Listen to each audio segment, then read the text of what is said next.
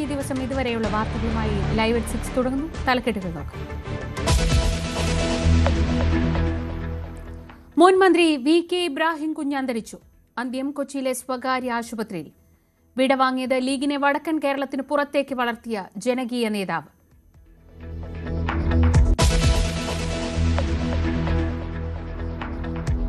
ശബരിമല സ്വർണ്ണ കവർച്ചയ്ക്ക് പിന്നിൽ വൻ ഗൂഢാലോചനയെന്ന ഹൈക്കോടതിയിലെ SIT. മറ്റ് സ്വർണ്ണപ്പാളികളിലെ സ്വർണവും തട്ടിയെടുക്കാൻ പദ്ധതി തയ്യാറാക്കി. തെളിവ് നശിപ്പിക്കാൻ പ്രതികൾ ബംഗളൂരുവിൽ കൂടിക്കാഴ്ച നടത്തിയെന്നും SIT. ഗോവർദ്ധന്റെ ജാമ്യാപേക്ഷയെ എതിർത്ത് അന്വേഷണ സംഘം.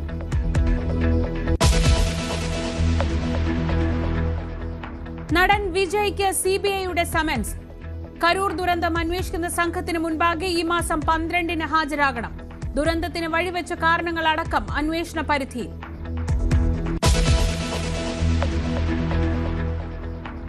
രാഷ്ട്രീയ പാർട്ടികൾക്ക് മുന്നറിയിപ്പുമായി കത്തോലിക്ക സഭ.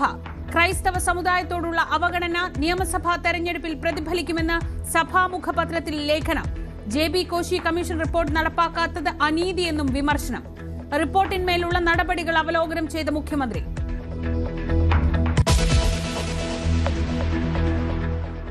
KSRTC ഗുഡ്വിൽ അംബാസിഡറാകാൻ മോഹൻലാൽ. പണം വാങ്ങാതെ പ്രവർത്തിക്കാമെന്ന് ലാൽ നേരിട്ടറിയിച്ചെന്ന മന്ത്രി. ഒറ്റ ദിവസം കൊണ്ട് KSRTCക്ക് റെക്കോർഡ് വരുമാനം. ഇന്നലെ മാത്രം കളക്ട് ചെയ്തത് 12 കോടി.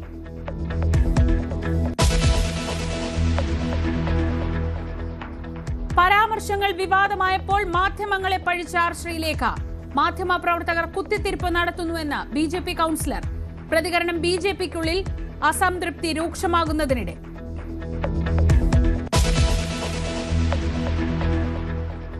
ബംഗ്ലാദേശിൽ ഹിന്ദുക്കൾക്ക് നേരെ ആക്രമണം തുടരുന്നു. 24 മണിക്കൂറിനിടെ കൊലപ്പെടുത്തിയത് 2 ഹിന്ദു യുവാക്കളെ.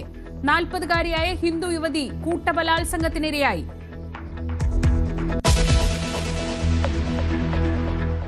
ഉള്ളൂർ ക്ഷേത്രത്തിൽ ആനയെ മർദ്ദിച്ച പാപ്പാനെതിരെ കേസ്. വനം വകുപ്പ് കേസെടുത്തത് നാട്ടാന പരിപാലന ചട്ടപ്രകാരം.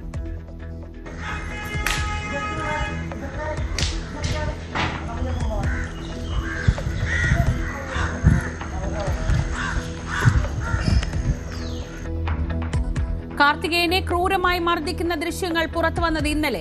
പാപ്പാൻ വിഷ്ണു ലഹരി ഉപയോഗിക്കുന്ന ദൃശ്യങ്ങളും പുറത്ത്.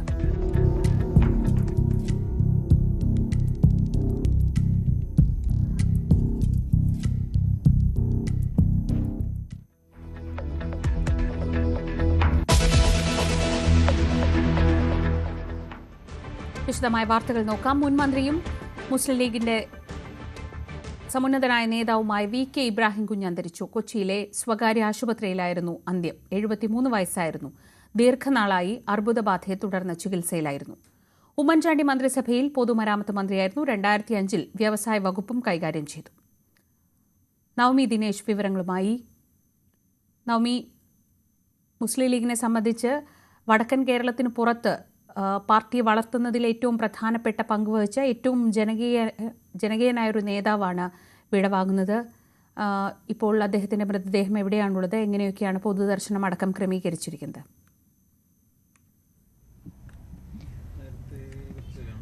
ശ്രീജ, 3:40 കൂടിയാണ് ലേക്ക് ഷോർ ആശുപത്രിയിൽ ഉണ്ടായിരുന്ന അദ്ദേഹത്തിന്റെ അന്ത്യം സ്ഥിരീകരിച്ചത്. നമുക്കറിയാം, ദീർഘനാളായി അദ്ദേഹം അസുഖത്തെ തുടർന്ന്, അർബുദത്തെ തുടർന്ന് ചികിത്സയിലായിരുന്നു. അതിനുശേഷം ഞായറാഴ്ചയാണ് വൃക്കരോഗം രൂക്ഷമായതിനെ തുടർന്ന് ആശുപത്രിയിൽ പ്രവേശിപ്പിക്കുന്ന സാഹചര്യത്തിലേക്ക് വന്നത്. ഇന്ന് രാവിലെ ആയതോടുകൂടി അദ്ദേഹത്തിന്റെ നില അല്പം ഗുരുതരമായി മാറുകയും ചെയ്തു. നേതാക്കന്മാരെല്ലാവരും തന്നെ അദ്ദേഹത്തെ കാണാൻ ആശുപത്രിയിലെത്തി. പിന്നീട് വൈകിട്ടോടുകൂടി അദ്ദേഹത്തിന്റെ മരണം സ്ഥിരീകരിക്കുകയായിരുന്നു. മൃതദേഹം ലേക്ക് ഷോർ ആശുപത്രിയിൽ അല്പനേരം 15 മിനിറ്റോളം മൃതദേഹം പൊതുദർശനം വെച്ചതിന് ശേഷം ഇപ്പോൾ കളമശ്ശേരി ഞാലകം കൺവെൻഷൻ സെന്ററിലേക്ക് കൊണ്ടുപോയിരിക്കുകയാണ്. അവിടെയാണ് പൊതുദർശനം ഉണ്ടാകുക. രാത്രി 9 മണിവരെ ആയിരിക്കും പൊതുദർശനം. അവിടെ നിന്നായിരിക്കും അദ്ദേഹത്തിന്റെ വീട്ടിലേക്ക് മൃതദേഹം കൊണ്ടുപോകും. പിന്നീട് നാളെയാണ് സംസ്കാരം കുടുംബം തീരുമാനിച്ചിരിക്കുന്നത്. രാവിലെ 10 മണിക്ക് ആലങ്ങാട് ജുമാ മസ്ജിദ് ഖബർസ്ഥാനിയിലായിരിക്കും ഖബറടക്കുക. നമുക്കറിയാം ഇബ്രാഹിം കുഞ്ഞെന്ന നേതാവിനെ, രാഷ്ട്രീയ നേതാവിനെ, ഒരുപാട് നേട്ടങ്ങൾ തന്നെയാണ് അദ്ദേഹത്തെ നമ്മൾ ഇപ്പോഴും ഓർത്തെടുക്കുന്നത്. ഇബ്രാഹിം കുഞ്ഞെന്ന രാഷ്ട്രീയ നേതാവ് അത് പാർട്ടിയെ സംബന്ധിച്ച് വലിയൊരു മുഖം തന്നെയായിരുന്നു, വലിയ ജനകീയൻ തന്നെയായിരുന്നു. അദ്ദേഹം പ്രതിനിധീകരിച്ച 2 മണ്ഡലങ്ങളിൽ നിന്നും ജനങ്ങൾക്ക് എപ്പോഴും അദ്ദേഹത്തെ തേടിയെത്തുകയും അദ്ദേഹത്തിന്റെ തങ്ങളുടെ എല്ലാ പ്രശ്നങ്ങളും നേരിട്ട് പറയാൻ കഴിയുകയും ഒക്കെ ചെയ്യുന്ന ഒരു നേതാവ് തന്നെയായിരുന്നു. കൈവച്ച മേഖലകളിലെല്ലാം തന്നെ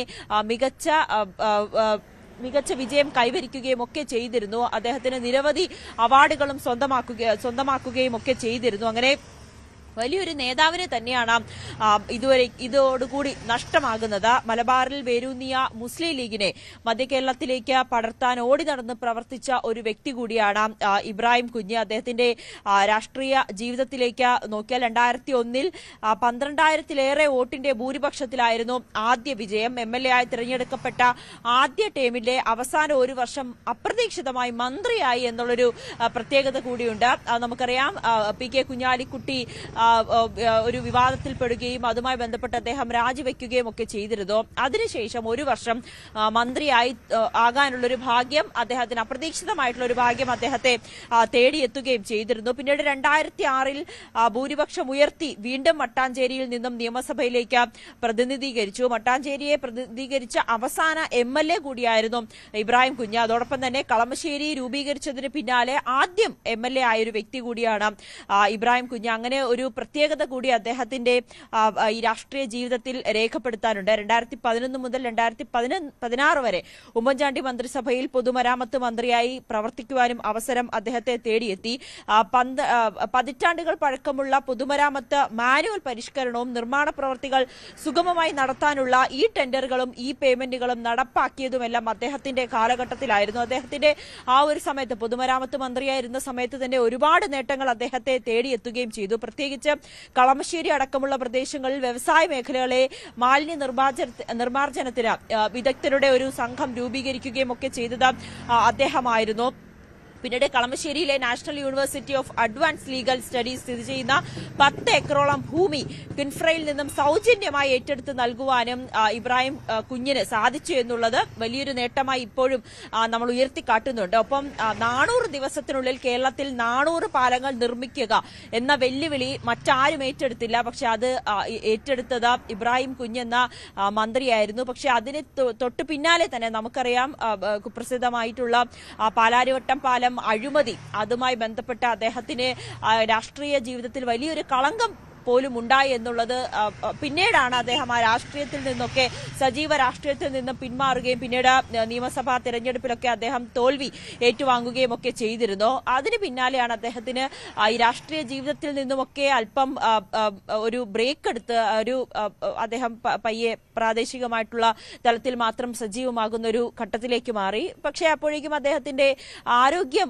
മോശം അവസ്ഥയിലേക്ക് വരികയും ചെയ്തു. ലെക്ചർ ആശുപത്രിയിൽ PV ഗംഗാധരൻ ഡോക്ടറിന്റെ കീഴിലായിരുന്നു അദ്ദേഹത്തിന്റെ ക്യാൻസർ ചികിത്സയും ഒക്കെ നടന്നിരുന്നത്. അങ്ങനെ ദീർഘകാലമായി ക്യാൻസർ രോഗത്തെ തുടർന്ന് അദ്ദേഹം വലിയ ആരോഗ്യ പ്രശ്നങ്ങളൊക്കെ നിലനിൽക്കുകയും ചെയ്തിരുന്നു. അങ്ങനെ ഇബ്രാഹിം കുഞ്ഞെന്ന മുൻ മന്ത്രിയെ ഒരുപാട് കാര്യങ്ങൾ, അദ്ദേഹത്തിന്റെ നേട്ടങ്ങൾ ഇപ്പോഴും പറയുന്നുണ്ട്. മികച്ചൊരു മന്ത്രിയായി തന്നെയാണ് അദ്ദേഹത്തെ കണക്കാക്കുന്നത്. അതിന് പിന്നാലെ തന്നെ നിരവധി അവാർഡുകളും അദ്ദേഹത്തെ തേടിയെത്തി എന്നുള്ളതാണ് മറ്റൊരു പ്രത്യേകത. മന്ത്രിയായിട്ടുള്ള പ്രവർത്തന മികവിന് ഇന്ത്യയിലെ പ്രമുഖ പത്രമായ ഡെക്കാൻ ക്രോണിക്കിളിന്റെ 2012-ലെ മികച്ച മന്ത്രിക്കുള്ള അംഗീകാരം ലഭിച്ചു. 2012-ൽ കേരള രത്ന പുരസ്കാരവും ബെസ്റ്റ് മിനിസ്റ്റർ ഓഫ് 2013 കേളി കേരള പുരസ്കാരവും USA international road federation award അദ്ദേഹത്തിന് തേടിയെത്തിയിട്ടുണ്ട്. അങ്ങനെ ഇബ്രാഹിം കുഞ്ഞെന്ന മന്ത്രിയെ അല്ലെങ്കിൽ MLA ഇപ്പോഴും ജനപ്രതിനിധികൾ വളരെ ഓർത്തെടുക്കുന്നത് അദ്ദേഹത്തിന് നല്ലൊരു നേതാവ് എന്ന നിലയിൽ തന്നെയാണ്. പക്ഷേ ചില കളങ്കം, ഈ പാലാരിവട്ടം പാലത്തിന്റെ ഒരു നിർമ്മാണ അഴിമതിയുമായി ബന്ധപ്പെട്ട് അദ്ദേഹത്തിന്റെ പേരുയർന്നു വന്നപ്പോഴുണ്ടായ, അദ്ദേഹത്തിന്റെ രാഷ്ട്രീയ ജീവിതത്തിലുണ്ടായ കളങ്കം ഒഴിവാക്കി നിർത്തിയാൽ ഇബ്രാഹിം കുഞ്ഞെന്ന MLA-യെ, മന്ത്രിയെ വളരെ പ്രധാനപ്പെട്ട ഒരു വ്യക്തിയായി തന്നെയാണ് കേരള രാഷ്ട്രീയം ഇപ്പോഴും ഉയർത്തിക്കാട്ടുന്നത്, അടയാളപ്പെടുത്തുന്നത്. എന്തായാലും പ്രതിപക്ഷ നേതാവ് വി ഡി സതീശനടക്കം അദ്ദേഹത്തിന് അന്തിമോപചാരം അർപ്പിക്കാനായി അല്പസമയത്തിനുള്ളിൽ എത്തുമെന്നാണ് അറിയാൻ സാധിക്കുന്നത്. പി കെ കുഞ്ഞാലിക്കുട്ടി രാവിലെ തന്നെ അദ്ദേഹത്തെ ആശുപത്രിയിലെത്തി സന്ദർശിക്കുകയും ചെയ്തിട്ടുണ്ട്. എന്തായാലും കോൺഗ്രസിന്റെയും മുസ്ലിം ലീഗിന്റെ ഒക്കെ മുതിർന്ന നേതാക്കൾ അദ്ദേഹത്തിന് അന്തിമോപചാരം അർപ്പിക്കാൻ അവിടേക്ക് എത്തുന്നുണ്ട്. കളമശ്ശേരിയിലേക്ക് എത്തുമെന്നാണ് നമുക്ക് അറിയാൻ സാധിക്കുന്നത്. ഇന്ന് 9 മണിവരെ ആയിരിക്കും അവിടെ പൊതുദർശനം ഉണ്ടാകുക. അതിനുശേഷം നാളെ രാവിലെ 10 മണിക്ക് തന്നെ അദ്ദേഹത്തിന്റെ മൃതദേഹം സംസ്കരിക്കും. നവമി ദിനേശാണ് വിവരങ്ങൾ നൽകിയത്. വി കെ ഇബ്രാഹിം കുഞ്ഞ് ഏറെ നാളായി അദ്ദേഹം അർബുദബാധിതനായി ചികിത്സയിലായിരുന്നു. ഇന്ന് ഉച്ചയോടെയാണ് അദ്ദേഹത്തിൻ്റെ അന്ത്യം കൊച്ചിയിലെ സ്വകാര്യ ആശുപത്രിയിൽ വെച്ച് സംഭവിച്ചത്.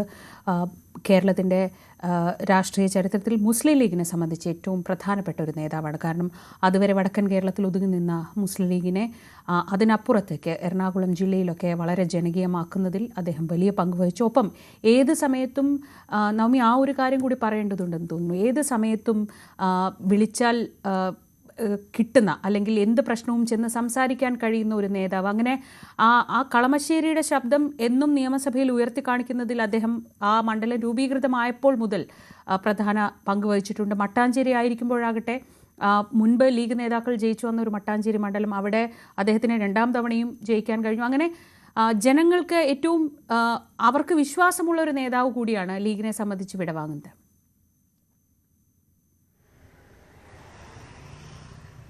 അതെ, കൊച്ചിയിൽ അദ്ദേഹം കൊണ്ടുവന്ന പ്രധാനപ്പെട്ട നേട്ടങ്ങൾ അല്ലെങ്കിൽ പ്രധാനപ്പെട്ട മാറ്റങ്ങളൊന്ന് പരിശോധിച്ചാൽ, കൊച്ചിൻ ഇന്റർനാഷണൽ എയർപോർട്ട് ലിമിറ്റഡിന്റെ ഡയറക്ടറായി അദ്ദേഹം ഉണ്ടായിരുന്നു. ആ സമയത്ത് തന്നെ കൊച്ചി ശാസ്ത്ര സാങ്കേതിക സർവകലാശാല സിൻഡിക്കേറ്റ് മെമ്പറായിരുന്നു. ഈ സമയത്തൊക്കെ അതിനുവേണ്ടി അല്ലെങ്കിൽ അദ്ദേഹം വഹിച്ച സ്ഥാനങ്ങളിൽ അതൊക്കെ പൂർണ്ണമായും വേണ്ട രീതിയിലുള്ള വികസനങ്ങൾ കൊണ്ടുവരാൻ അദ്ദേഹം ശ്രമിച്ചു എന്നുള്ളത് തന്നെയാണ് ഇബ്രാഹിം കുഞ്ഞിനെ സംബന്ധിച്ച് നേട്ടമായി എടുത്തു പറയേണ്ടത്. സർവകലാശാല ഒപ്പം Goshree island development authority executive കമ്മിറ്റിയിലെ ഏക അനൌദ്യോഗിക അംഗമായിരുന്നു അദ്ദേഹം. Greater Kochi development authority executive committee മെമ്പറായും അദ്ദേഹം സ്ഥാനം വഹിച്ചിട്ടുണ്ട്.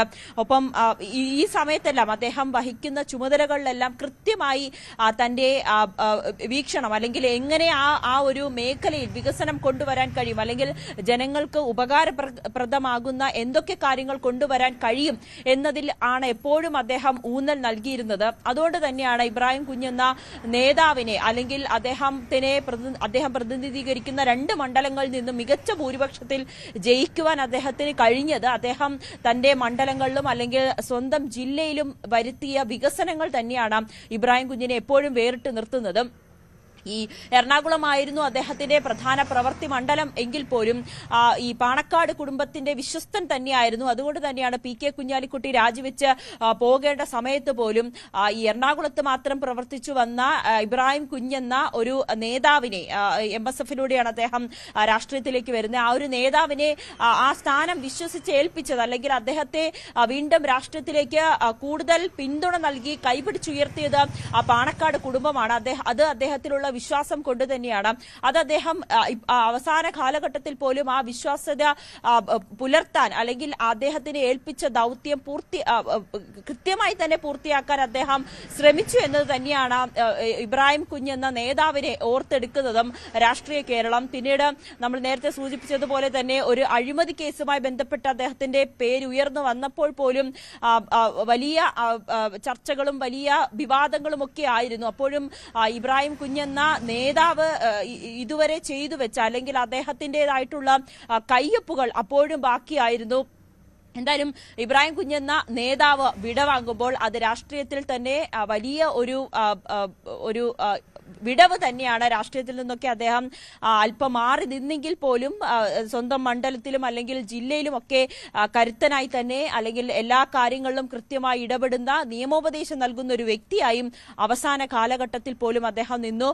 കഴിഞ്ഞ തവണ ഈ നിയമസഭാ തിരഞ്ഞെടുപ്പിൽ പോലും സ്വന്തം മകനെ സ്ഥാനാർത്ഥിയായി അവിടെ നിർത്തുകയും ഒക്കെ ചെയ്തിരുന്നു. ആ രീതിയിലും വേണ്ട രീതിയിലുള്ള ഒരു പ്രവർത്തനം മണ്ഡലത്തിൽ അദ്ദേഹം നടത്തിയിരുന്നു. അണികളെല്ലാം ഒന്നിച്ചു നിർത്താനൊക്കെ ശ്രമിച്ചിരുന്നു. പക്ഷെ പിന്നീട് മകനൊരു തോൽവി ഉണ്ടായത് വലിയ തിരിച്ചടി തന്നെയാണ്. അത് ഈ പാലാരിവട്ടം അഴിമതി കേസുമായി ബന്ധപ്പെട്ടുണ്ടായ ആ ഒരു കളങ്കം തന്നെയാണ് പിന്നീടുള്ള അദ്ദേഹത്തിന്റെ വിജയത്തിനും അല്ലെങ്കിൽ അദ്ദേഹത്തിന്റെ മകന്റെ വിജയത്തിനും ഒക്കെ പ്രതികൂലമായി ബാധിക്കുകയും ഒക്കെ ചെയ്തത്. പക്ഷേ ഇബ്രാഹിം കുഞ്ഞെന്ന നേതാവിനെ കേരള രാഷ്ട്രീയം ഇപ്പോഴും ഓർത്തെടുക്കുന്നത് ഒരുപാട് വികസനങ്ങൾ നാടിനായി കൊണ്ടുവന്ന ഒരു വ്യക്തി, ഒരു ജനപ്രതിനിധി എന്ന നിലയിൽ തന്നെയാണ്.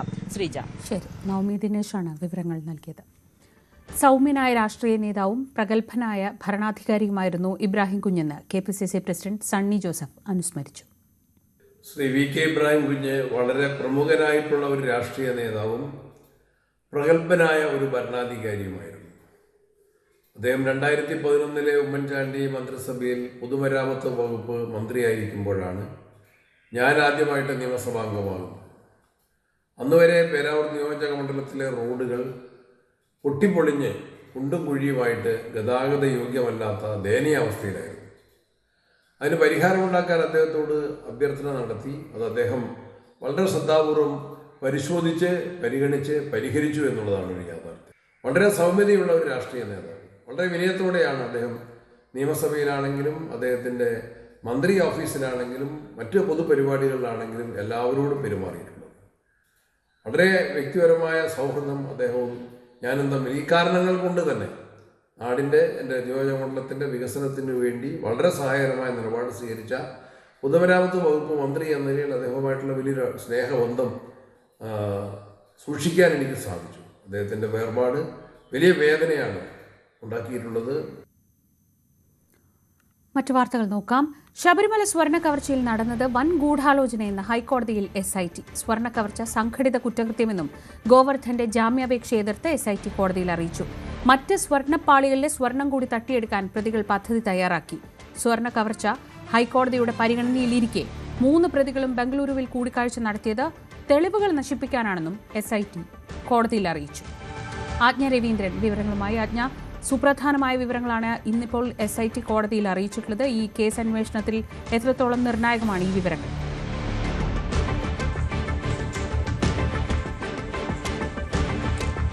ശ്രീജ, ശബരിമലയിൽ അരങ്ങേറിയത് വിശാലമായ ഗൂഢാലോചനയാണ് എന്ന് തന്നെയാണ് SIT കോടതിയെ ബോധ്യപ്പെടുത്തിയിരിക്കുന്നത്. സ്വർണ്ണക്കൊള്ളയുമായി ബന്ധപ്പെട്ട് ഉണ്ണികൃഷ്ണൻ പോറ്റിയും നാഗഗോവർദ്ധനും അതുപോലെ സ്മാർട്ട് ക്രിയേഷൻ CEOയും ചേർന്നിട്ട് സ്വർണം തട്ടാൻ തന്നെ ശ്രമിച്ചിരുന്നു. അതായത് ബാക്കിയുള്ള പാളികളിലൂടെയുള്ള സ്വർണം കൂടി തട്ടിയെടുക്കാൻ ശ്രമം നടത്തിയിരുന്നു എന്ന് തന്നെയാണ്. ഈ 3 പേർ നടത്തിയ ഗൂഢാലോചനയുടെ ഭാഗമായിട്ടാണ് സ്വർണ്ണപ്പാളിയെ കടത്തിയതും അതിൽ നിന്നുള്ള സ്വർണം കൊള്ള ചെയ്യപ്പെടുന്ന സാഹചര്യം ഉണ്ടായതും അങ്ങനെയാണ് എന്ന് തന്നെയാണ് SIT കോടതിയെ ബോധ്യപ്പെടുത്തുന്നത്. അതുമാത്രമല്ല, വിശാലമായ ഗൂഢാലോചനയാണ്, ക്രിമിനൽ ഗൂഢാലോചനയാണ് അരങ്ങേറിയത് എന്നാണ് കോടതിയെ ബോധ്യപ്പെടുത്തിയിരിക്കുന്നത്. 2019 നടന്ന സ്വർണ്ണക്കൊള്ള മറയ്ക്കാൻ വേണ്ടി ഈ കേസ് കോടതിയുടെ പരിഗണനയിലിരിക്കുമ്പോൾ തന്നെ 2025 ഒക്ടോബറിൽ ഈ 3 പേരും വീണ്ടും ബംഗളൂരുവിൽ വെച്ച് കൂടിക്കാഴ്ച നടത്തിയിരുന്നു. തെളിവ് നശിപ്പിക്കലായിരുന്നു ലക്ഷ്യം. സ്വർണ്ണക്കൊള്ളയുമായി ബന്ധപ്പെട്ടുള്ള തെളിവ് നശിപ്പിക്കലായിരുന്നു ലക്ഷ്യം. അതേസമയം ഈ സ്വർണ്ണ പൂശിയതുമായി ബന്ധപ്പെട്ടുള്ള വാറന്റിയുടെ ഡീറ്റെയിൽസ് നൽകാതിരുന്നത് ദേവസ്വം ബോർഡിന് നൽകാതിരുന്നത് ഇതുമായി ബന്ധപ്പെട്ട് അതിന് തെളിവുണ്ടാക്കാതിരിക്കാൻ വേണ്ടിയിട്ടുള്ള നീക്കമായിരുന്നു ഇവരുടെ ഭാഗമെന്നായിരുന്നു കോടതിയെ SIT ബോധ്യപ്പെടുത്തിയത്. ഇതുമായി ബന്ധപ്പെട്ട് അത് മാത്രമല്ല, ഉദ്യോഗസ്ഥർക്കും വലിയ പിഴവാണ് സംഭവിച്ചിട്ടുള്ളത്. ഇതുമായി ബന്ധപ്പെട്ട മിനിറ്റ്സ് രേഖപ്പെടുത്തുന്നതും മഹസർ രേഖപ്പെടുത്തുന്നതുമായി ബന്ധപ്പെട്ടും വലിയ പിഴവാണ് ഉദ്യോഗസ്ഥർക്കും സംഭവിച്ചിട്ടുള്ളത് എന്നും SIT കോടതിയെ ചൂണ്ടിക്കാട്ടിയിട്ടുണ്ട്. ഇവരുടെ CDR പരിശോധിച്ചതുമായി ബന്ധപ്പെട്ടാണ് ഇത്രയധികം വിവരങ്ങൾ പുറത്തു വരുന്നത്. മാത്രമല്ല, ഈ 3 പേരും ഈ സ്വർണ്ണക്കൊള്ളയുടെ തെളിവുകൾ നശിപ്പിക്കാൻ വീണ്ടും ഹൈക്കോടതിയുടെ പരിഗണനയിൽ കേസിരിക്കുന്ന സാഹചര്യത്തിൽ വീണ്ടും ഗൂഢാലോചന നടത്തിയിരുന്നു. വീണ്ടും ഒന്നിച്ചു ചേർന്ന തെളിവ് നശിപ്പിക്കാനുള്ള നീക്കങ്ങളൊക്കെ ഉണ്ടാക്കിയിരുന്നു എന്ന് തന്നെയാണ് കോടതിയിൽ SIT ബോധ്യപ്പെടുത്തിയിരിക്കുന്നത്. എന്തായാലും വിശാലമായ ഒരു ഗൂഢാലോചനയുടെ ഭാഗമായി തന്നെയാണ് സ്വർണം കവർച്ച ചെയ്യാനുള്ള നീക്കമുണ്ടായതും സ്വർണം കവർച്ച ചെയ്യുന്നതിലേക്ക് എത്തിയതും എന്ന് തന്നെയാണ് കോടതിയിൽ അന്വേഷണ സംഘം ബോധ്യപ്പെടുത്തുന്നത്. മറ്റു പാളികളിൽ നിന്നുള്ള സ്വർണം തട്ടിയെടുക്കാനും ഇവർ ശ്രമം നടത്തിയിരുന്നുവെന്നും SIT കോടതിയെ ബോധ്യപ്പെടുത്തിയിട്ടുണ്ട്. ശ്രീജ. രാഷ്ട്രീയ പാർട്ടികൾക്ക് മുന്നറിയിപ്പുമായി കത്തോലിക്ക സഭ. ക്രൈസ്തവ സമുദായത്തോടുള്ള അവഗണന നിയമസഭാ തെരഞ്ഞെടുപ്പിൽ പ്രതിഫലിക്കുമെന്നും സഭാവിശ്വാസികളുടെ നിലപാട് നിർണായകമാകുമെന്നും സഭാ മുഖപത്രമായ ദീപികയിലെ ലേഖനത്തിൽ വിമർശിക്കുന്നു. JB കോശി കമ്മീഷൻ റിപ്പോർട്ട് നടപ്പാക്കാത്തത് അനീതിയാണ്. റിപ്പോർട്ടുണ്ടായി, എന്നാൽ നീതി ഉണ്ടായില്ല എന്ന കുറ്റപ്പെടുത്തലും ലേഖനത്തിലുണ്ട്. സംസ്ഥാനത്തെ ക്രിസ്ത്യൻ ന്യൂനപക്ഷങ്ങളുടെ വിദ്യാഭ്യാസ, സാമ്പത്തിക പിന്നാക്കാവസ്ഥ, ക്ഷേമം എന്നിവ സംബന്ധിച്ച പ്രശ്നങ്ങൾ പഠിക്കാനായി നിയോഗിച്ച JB കോശി കമ്മീഷൻ റിപ്പോർട്ടിന്മേലുള്ള നടപടികൾ മുഖ്യമന്ത്രി അവലോകനം ചെയ്തു. 17 വകുപ്പുകൾ പൂർണ്ണമായി ശുപാർശ നടപ്പാക്കി. 220 ശുപാർശകളിലും ഉപശുപാർശകളിലും നടപടികൾ പൂർത്തിയായി. 7 ശുപാർശകൾ മന്ത്രിസഭയുടെ പരിഗണനയ്ക്കായി സമർപ്പിക്കുന്നതിന് അതാത് വകുപ്പുകൾ നടപടി സ്വീകരിച്ചു വരുന്നതായും യോഗത്തിൽ അറിയിച്ചു. കമ്മീഷൻ സമർപ്പിച്ച 284 ശുപാർശകളും 45 ഉപശുപാർശകളുമാണ് സംസ്ഥാന സർക്കാർ പരിഗണിച്ചത്. രാഹുൽ മാങ്കൂട്ടത്തിനെതിരെ അതിജീവിതയുടെ ഭർത്താവ് വീണ്ടും രംഗത്ത്. തന്റെ കുടുംബജീവിതം തകർത്ത രാഹുലിനെതിരെ മുഖ്യമന്ത്രിക്കും DGPക്കും പരാതി നൽകിയിട്ടും നടപടിയില്ല. പാർട്ടിയിൽ നിന്ന് പുറത്താക്കിയതല്ലാതെ രാഹുലിനെതിരെ കോൺഗ്രസ് മറ്റെന്ത് നടപടി സ്വീകരിച്ചെന്നും തനിക്കും നീതി കിട്ടണമെന്ന് അതിജീവിതയുടെ ഭർത്താവ് ആവശ്യപ്പെട്ടു. ഈ കേരളത്തിലെ നിയമസഭയിലെ ഒരു MLA, ആ നിയമസഭയുടെ അന്തസ്സത്തെ കാത്തു സൂക്ഷിക്കേണ്ട ഒരു MLA ഇത്തരത്തിലൊരു ഹീനമായ പ്രവൃത്തി ചെയ്തതുകൊണ്ട്, എന്റെ കുടുംബജീവിതം തകർത്തതുകൊണ്ട്, അതുകൊണ്ടും കൂടിയാണ് ആ സഭയിലെ തന്നെ മുതിർന്ന ഒരാള് എന്ന നിലയ്ക്ക് ബഹുമാനപ്പെട്ട മുഖ്യമന്ത്രിക്ക് പരാതി നൽകിയത്. അതുപോലെ തന്നെ സംസ്ഥാനത്തെ പോലീസ് മേധാവിക്കും പരാതി നൽകിയത്. ഇത്ര നേരമായിട്ട് എന്റെ പരാതിക്കൊരു മറുപടി വന്നിട്ടില്ല എന്നുള്ളത് ഖേദകരമായ ഒരു കാര്യമാണ്. അത് എന്തുകൊണ്ടാണ് എന്നുള്ളത് വ്യക്തമാക്കണം. എനിക്ക് മുഖ്യമന്ത്രിയോട് പരാതിപ്പെട്ടെങ്കിൽ പോലും പ്രതിപക്ഷ നേതാവായിട്ടുള്ള ശ്രീ VD സതീശൻ അവരോടും കൂടി ചോദിക്കുകയാണ്, നിങ്ങൾ പാർട്ടിയിൽ നിന്ന് പുറത്താക്കി എന്ന് കേട്ടു, അല്ലാതെ അദ്ദേഹത്തിനെതിരെ എന്ത് നടപടി സ്വീകരിക്കാൻ എന്താണ് നിങ്ങൾ മുതിർന്നിട്ടുള്ളത്? അദ്ദേഹം ഇപ്പോഴും പാലക്കാട് നഗരത്തിലൂടെ വിലസുന്നുണ്ട്. വ്യാജ അതിജീവിത എന്ന് അധിക്ഷേപിച്ച രാഹുൽ ഈശ്വറിന്റെ നടപടി ജാമ്യ വ്യവസ്ഥയുടെ ലംഘനമെന്ന് പോലീസ്. ജാമ്യം റദ്ദാക്കണമെന്നാവശ്യപ്പെടുന്ന police report prosecution Thiruvananthapuram sessions കോടതിയിൽ സമർപ്പിക്കും. യുവതി നൽകിയ പരാതിയിൽ നിയമോപദേശത്തിന്റെ അടിസ്ഥാനത്തിലാണ് പോലീസിന്റെ നീക്കം. വ്യാജ അതിജീവിതയെന്ന് വിളിച്ച് ആക്ഷേപിച്ചുകൊണ്ട് യൂട്യൂബിലൂടെ തനിക്കെതിരെ വീഡിയോ ചെയ്തെന്ന ആരോപണം ഉന്നയിച്ചാണ് രാഹുൽ മാങ്കൂട്ടത്തിനെതിരെ പരാതി നൽകിയ യുവതി രാഹുൽ ഈശ്വറിനെതിരെ ജാമ്യം റദ്ദാക്കണമെന്ന ആവശ്യം ഉന്നയിച്ചുകൊണ്ട് കഴിഞ്ഞ ദിവസം പോലീസിന് പരാതി നൽകിയത്. ആ പരാതിയിലാണ് സൈബർ പോലീസ് നിയമോപദേശം തേടിയിരിക്കുന്നത്.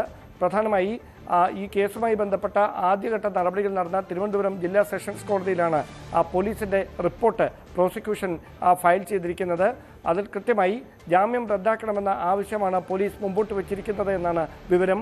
അതോടൊപ്പം പോലീസ് ആസ്ഥാനത്തെ ലീഗൽ അഡ്വൈസറോടും ഇതുമായി ബന്ധപ്പെട്ട ഏത് തരത്തിൽ വേണം തുടർ നീക്കങ്ങൾ എന്നതിൽ നിയമോപദേശം തേടിയിട്ടുണ്ട്. അവിടെ നിന്ന് ലഭിക്കുന്ന മറുപടിയുടെ അടിസ്ഥാനത്തിലായിരിക്കും രാഹുൽ ഈശ്വറിന്റെ കേസിൽ ഏത് തുടർ നടപടിയാണ് സ്വീകരിക്കേണ്ടതെന്ന കാര്യത്തിൽ അന്തിമമായ തീരുമാനത്തിലേക്ക് എത്തുക. സെഷൻസ് കോടതിയിൽ നിന്ന് ജാമ്യവ്യവസ്ഥയുടെ ലംഘനമാണ് രാഹുൽ ഈശ്വർ നടത്തിയിരിക്കുന്നത് എന്ന ഒരു വിലയിരുത്തൽ ഉണ്ടായാൽ തിടുക്കത്തിലുള്ള ഒരു നീക്കങ്ങളിലേക്ക് കടക്കാനാണ് പോലീസ് ഒരുങ്ങുന്നത് എന്നാണ് വിവരം. അതിൻ്റെ ഭാഗമായി തന്നെയാണ് കൃത്യമായി ഈ നിയമോപദേശം തേടുന്ന ഒരു സാഹചര്യം ഉണ്ടായിരിക്കുന്നതും. അതിനിടെ അറസ്റ്റ് ഉണ്ടായേക്കുമെന്ന സൂചനകളുടെ അടിസ്ഥാനത്തിൽ തന്നെയാണ് രാഹുൽ ഈശ്വർ ഹൈക്കോടതിയിൽ മുൻകൂർ ജാമ്യത്തിന് സഹായം തേടിയിരിക്കുന്നത് എന്ന സൂചനകളാണ് ഇപ്പോൾ ലഭ്യമാകുന്നത്. KSRTCയുടെ ഗുഡ്വിൽ അംബാസിഡറായി മോഹൻലാൽ എത്തുന്നു. പണം വാങ്ങാതെ പ്രവർത്തിക്കാമെന്ന് മോഹൻലാൽ നേരിട്ട് അറിയിച്ചുവെന്ന് മന്ത്രി KP ഗണേഷ് കുമാർ പറഞ്ഞു. അതേസമയം KSRTC കഴിഞ്ഞ ദിവസം റെക്കോർഡ് വരുമാന നേട്ടമുണ്ടാക്കിയെന്നും മന്ത്രി അറിയിച്ചു. ഇന്നലെ ടിക്കറ്റ് വരുമാനത്തിലൂടെ മാത്രം ലഭിച്ചത് 12 കോടി രൂപയാണ്. 4952 ബസ് സർവീസുകളിൽ നിന്നാണ് ഈ നേട്ടം. 13 കോടി 2 ലക്ഷം രൂപയാണ് ആകെ വരുമാനം. മണ്ഡലകാലത്ത് നടയടച്ച ദിവസങ്ങളിലും 9 കോടി രൂപ പ്രതിദിന വരുമാനം നേടി. സ്വതന്ത്രമായി പ്രവർത്തിക്കാൻ മുഖ്യമന്ത്രി പിന്തുണച്ചതിൽ നന്ദി പറയുന്നുവെന്നും മന്ത്രി KP ഗണേഷ് കുമാർ പറഞ്ഞു. KSRTCയുടെ ചരിത്ര നേട്ടം എന്ന് പറയുന്നത് ഇന്ത്യയിലെ ട്രാൻസ്പോർട്ട് കോർപ്പറേഷനുകളിൽ ആർക്കും കൈവരിക്കാൻ കഴിയാത്ത നേട്ടമാണ്. ഈ തിങ്കളാഴ്ച KSRTCയുടെ കളക്ഷൻ ടിക്കറ്റ് വരുമാനം മാത്രം 12 കോടി 18 ലക്ഷം രൂപയിലേക്ക് വന്നു.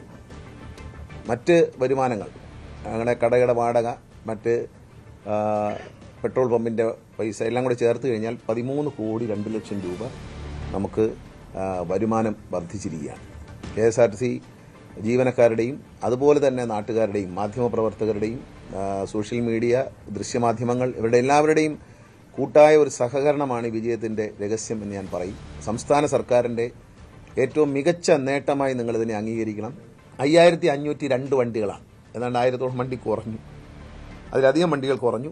എന്നിട്ടും ഇന്നലെ ഓടിയത് 4852 ബസ്സുകളാണ് ഈ തിങ്കളാഴ്ച ഓടിയിരിക്കുന്നത്. ഈ 4952 ബസ്സുകളിൽ നിന്നാണ് ഈ 12 കോടിയുടെ കളക്ഷൻ വന്നിരിക്കുന്നത്. ഏതാണ്ട് 1400 വണ്ടിയാണ് 2 വർഷങ്ങൾക്ക് മുമ്പ് ഒരു ദിവസം ശരാശരി വർക്ക്ഷോപ്പിലും പോലീസ് സ്റ്റേഷനിലും കോടതിയിലായിട്ടുണ്ടായിരുന്നു. ഇന്ന് അത് വളരെ കുറഞ്ഞു വന്നു. ഇപ്പോൾ ഒരു പുതിയ വർഷത്തിലേക്ക് കടക്കുമ്പോൾ നമ്മൾ ഇതിൻ്റെ എല്ലാം ഒരുപാട് വണ്ടികളുടെ ഫിറ്റ്നസ് ചെയ്യേണ്ടതുണ്ട്. ആ ചെയ്യേണ്ട സമയമായിട്ട് പോലും 503 വണ്ടികൾ മാത്രമേ ഇന്നലെ KSRTC വർക്ക്ഷോപ്പുകളിലുള്ളൂ. ആനയെ മർദ്ദിച്ച സംഭവത്തിൽ പാപ്പാനെതിരെ കേസ്. ഉള്ളൂർ കാർത്തികേയനെ മർദ്ദിച്ച പാപ്പാനെതിരെ വനം വകുപ്പാണ് കേസെടുത്തത്. നാട്ടാന പരിപാലന ചട്ടപ്രകാരമാണ് കേസ്. വനം വകുപ്പ് ഉദ്യോഗസ്ഥർ തിരുവനന്തപുരം ഉള്ളൂർ ബാലസുബ്രഹ്മണ്യ ക്ഷേത്രത്തിലെത്തി തെളിവെടുപ്പ് നടത്തുകയും ചെയ്തു. നടൻ വിജയ്ക്ക് CBIയുടെ സമൻസ്. കരൂർ ദുരന്തം അന്വേഷിക്കുന്ന സംഘമാണ് നോട്ടീസ് അയച്ചത്. ജനുവരി 12-ന് ഹാജരാകണം. അന്വേഷണവുമായി ബന്ധപ്പെട്ട് തമിഴക വെട്രി കഴകം നേതാക്കളുടെ മൊഴി നേരത്തെ രേഖപ്പെടുത്തിയിരുന്നു. സുപ്രീം കോടതിയാണ് അന്വേഷണം CBIക്ക് കൈമാറിയത്. ദുരന്തത്തിന് വഴിവെച്ച കാരണങ്ങൾ, തിരക്ക് നിയന്ത്രിക്കാൻ ഒരുക്കിയിരുന്ന സൗകര്യങ്ങൾ, ക്രമീകരണങ്ങൾ, ദുരന്തമുണ്ടായപ്പോൾ സ്വീകരിച്ച നടപടികൾ അടക്കമുള്ള കാര്യങ്ങൾ CBIയുടെ അന്വേഷണ പരിധിയിൽ വരും. ബംഗ്ലാദേശിൽ ഹിന്ദുക്കൾക്ക് നേരെ ആക്രമണം തുടരുന്നു. 40-കാരിയായ ഹിന്ദു യുവതിയെ കഴിഞ്ഞ ദിവസം 2 പേർ ചേർന്ന് കൂട്ടബലാത്സംഗം ചെയ്തു. തുടർന്ന് മരത്തിൽ കെട്ടിയിട്ട് തലമുടി മുറിക്കുകയും ദൃശ്യങ്ങൾ സമൂഹ മാധ്യമങ്ങളിൽ പ്രചരിപ്പിക്കുകയും ചെയ്തു. 2 ഹിന്ദു യുവാക്കളാണ് 24 മണിക്കൂറിനിടെ രാജ്യത്ത് കൊല്ലപ്പെട്ടത്. കാലിഗഞ്ച് മേഖലയിലാണ് 2 യുവാക്കൾ ചേർന്ന് 40-കാരിയായ ഹിന്ദു യുവതിയെ കൂട്ടബലാത്സംഗം ചെയ്തത്. 2.5 വർഷം മുൻപ് യുവതി ഷാഹിൻ എന്നയാളിൽ നിന്ന് വീടും സ്ഥലവും വാങ്ങി. കരാർ അനുസരിച്ച് 20 ലക്ഷം താക്കയാണ് നൽകിയത്. എന്നാൽ കൂടുതൽ പണം നൽകണമെന്നാവശ്യപ്പെട്ട് ഷാഹിൻ പലതവണ യുവതിയെ ഭീഷണിപ്പെടുത്തി. വഴങ്ങാതെ വന്നതോടെയാണ് ഇയാൾ സുഹൃത്തിനൊപ്പം യുവതിയുടെ വീട്ടിൽ അതിക്രമിച്ചു കയറി ഇവരെ കൂട്ടബലാത്സംഗത്തിനിരയാക്കുന്നത്. തുടർന്ന് 50,000 താക്ക പണം നൽകണമെന്നും ഇയാൾ ആവശ്യപ്പെട്ടു. ഇത് നിഷേധിച്ചതിന് ഇവരെ മരത്തിൽ കെട്ടിയിട്ട ശേഷം മുടി മുറിക്കുകയും സിഗരറ്റ് കൊള്ളികൊണ്ട് ശരീരത്തിൽ പൊള്ളലേൽപ്പിക്കുകയും ചെയ്തു. കലിയൊടുങ്ങാത്ത അക്രമികൾ ഇതിനുശേഷം യുവതിയുടെ നഗ്നദൃശ്യങ്ങൾ സാമൂഹ്യമാധ്യമങ്ങളിൽ പ്രചരിപ്പിച്ചു. സംഭവത്തിൽ അന്വേഷണം നടന്നുവരികയാണെന്നാണ് പോലീസ് വിശദീകരണം. കഴിഞ്ഞ 24 മണിക്കൂറിനിടെ 2 ഹിന്ദു യുവാക്കളും ബംഗ്ലാദേശിൽ അക്രമത്തിനിരയായി കൊല്ലപ്പെട്ടു. ഉച്ചയോടെ ഷോർ ജില്ലയിൽ റാണ പ്രതാപ് എന്നയാളെ ബൈക്കിലെത്തിയ അജ്ഞാതരായ 3 പേരാണ് വെടിവെച്ചു കൊന്നത്. ഇയാൾ ദൈനിക് ബിഡി ഖബർ എന്ന പ്രാദേശിക പത്രത്തിൽ എഡിറ്ററായിരുന്നു. എന്താണ് ആക്രമണത്തിന് കാരണമെന്ന് വ്യക്തമല്ല. രാത്രി 10 മണിയോടെ നാർസിംഗ്ഡി ജില്ലയിലെ മോനി ചക്രവർത്തി എന്ന പലചരക്ക് കട ഉടമയെയും അക്രമികൾ വകവരുത്തി. കുത്തിയും വെട്ടിയും പരിക്കേൽപ്പിച്ച ഇയാൾ സംഭവസ്ഥലത്ത് വെച്ച് തന്നെ മരിച്ചു. 2 സംഭവത്തിലും കുറ്റവാളികൾ ആരാണെന്ന് കണ്ടെത്താൻ പോലീസിനായിട്ടില്ല. ഇതോടെ 3 ആഴ്ചയ്ക്കിടെ ബംഗ്ലാദേശിൽ ആക്രമണത്തിനിരയായി കൊല്ലപ്പെടുന്ന ഹിന്ദു യുവാക്കളുടെ എണ്ണം 6 ആയി. News desk, News 18. അമേരിക്കൻ കോടതിയിലെ വിചാരണയ്ക്കിടെ തനിക്കെതിരെ ചുമത്തിയ എല്ലാ കുറ്റങ്ങളും നിഷേധിച്ച് നിക്കോളസ് മദുറോ. താൻ ഇപ്പോഴും വെനസ്വേലയുടെ പ്രസിഡന്റാണെന്നും അനധികൃതമായി തട്ടിക്കൊണ്ടുവന്നതാണെന്നും മദുറോ വാദിച്ചു. മദുറോയെ മാർച്ച് 17-ന് വീണ്ടും ഹാജരാക്കാൻ കോടതി നിർദ്ദേശിച്ചു. ഇന്നലെ ചേർന്ന UN സെക്യൂരിറ്റി കൌൺസിൽ യോഗത്തിൽ US നടപടിക്കെതിരെ രൂക്ഷ വിമർശനമാണ് ഉയർന്നത്. ഇതിനിടെ വെനസ്വേലയുടെ തലസ്ഥാനമായ കാരക്കസിൽ വെടിവെപ്പുണ്ടായത് വീണ്ടും ആശങ്കയായി. ഇന്നലെ രാത്രി ഇന്ത്യൻ സമയം 10:30-നാണ് നിക്കോളാസ് മഡൂറോയുടെയും ഭാര്യ സിലിയ ഫ്ലോറസിന്റെയും വിചാരണ നടപടികൾ ആരംഭിച്ചത്. മാൻഹാറ്റൻ കോടതിയിൽ ഡിസ്ട്രിക്ട് ജഡ്ജ് ആൽവിൻ കെ ഹെല്ലാർസ്റ്റെയിന് മുന്നിൽ വെച്ചായിരുന്നു വാദം. വിവിധ വകുപ്പുകൾ ചുമത്തി 25 പേജുള്ള കുറ്റപത്രമായിരുന്നു പ്രോസിക്യൂഷൻ സമർപ്പിച്ചത്. എന്നാൽ മഡൂറോ തനിക്കെതിരെയുള്ള എല്ലാ ആരോപണങ്ങളും നിഷേധിച്ചു.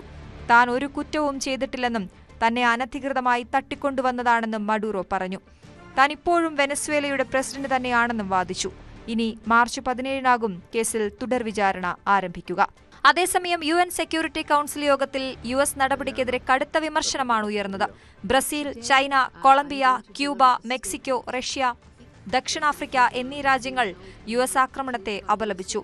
നീക്കം മേഖലയിൽ അസ്ഥിരതയുണ്ടാക്കുമെന്നും ഇത് അന്താരാഷ്ട്ര നിയമങ്ങളുടെ ലംഘനമാണെന്നുമാണ് UN secretary general Antonio Guterres പറഞ്ഞത്.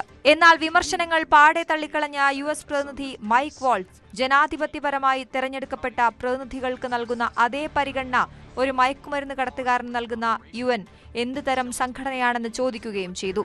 If the UN and the United Nations in this body confers legitimacy on an illegitimate narco-terrorist and the same treatment in this charter of a democratically elected president or head of state, what kind of organization is this? ഇതിനിടെ വെനസ്വേലയുടെ തലസ്ഥാനമായ കാരക്കാസിൽ പ്രസിഡന്റിന്റെ വസതിക്ക് സമീപം വെടിവയ്പുണ്ടായി. Drone അടക്കം ഉപയോഗിച്ചായിരുന്നു തുടർച്ചയായ വെടിവയ്പ്. എന്നാൽ ഇത് വിവിധ സുരക്ഷാ സേനകൾ തമ്മിലുള്ള ആശയവിനിമയ പിഴവ് കാരണം സംഭവിച്ചതാണെന്നും ആശങ്കപ്പെടേണ്ട സാഹചര്യമില്ലെന്നും സർക്കാർ വൃത്തങ്ങൾ അറിയിച്ചു. News desk, news 18. ഇടവേള.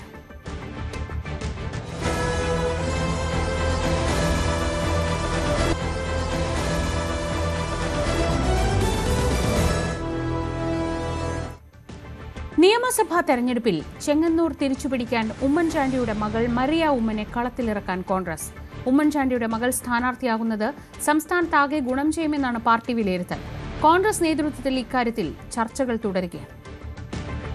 സംസ്ഥാനത്ത് എങ്ങനെയാണ് തെരഞ്ഞെടുപ്പ് വിജയം ഉണ്ടാക്കാൻ കഴിയുക എന്നുള്ള ചർച്ചകളായിരുന്നു കഴിഞ്ഞ കുറേ കാലമായി കോൺഗ്രസ് ഉള്ളത്. അവിടെ പല ജില്ലകളും കയ്യിൽ നിന്ന് നഷ്ടപ്പെട്ടു പോയ സാഹചര്യമുണ്ട്. ഇപ്പോൾ കോഴിക്കോടോ അല്ലെങ്കിൽ പത്തനംതിട്ടയോ ഒക്കെ ആ ജില്ലകളിൽ സ്വാധീനം തിരിച്ചുറപ്പിക്കുക. ആലപ്പുഴ ജില്ലയിലടക്കം ഏതാണ്ട് ഭൂരിപക്ഷം സീറ്റുകളിലും പരാജയപ്പെടുന്ന സാഹചര്യമുണ്ട്.